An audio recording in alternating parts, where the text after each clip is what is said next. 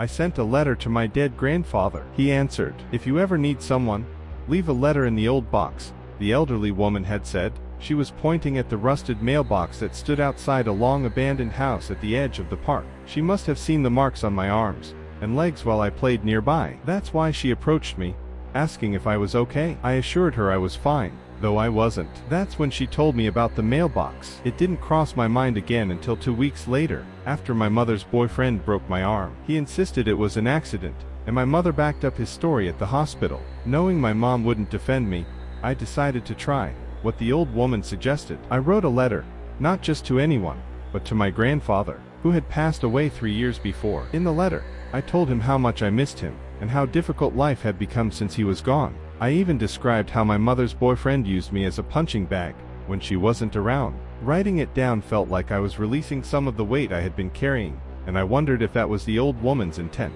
The next morning, on my way to school, I slipped the letter into the weathered mailbox, closed it, and raised the rusted flag. Before leaving, I checked to make sure no one saw me. I went through my day, and didn't think much more of it, until I passed the house on my way home. The flag was down. Curious, I opened the mailbox and saw that my letter had vanished. I quickly looked around but saw no one. Across the street, the old woman sat on her bench in the park, feeding pigeons, just like she always did. I thought about asking her if she had taken the letter but decided against it. When I got home, something unexpected happened.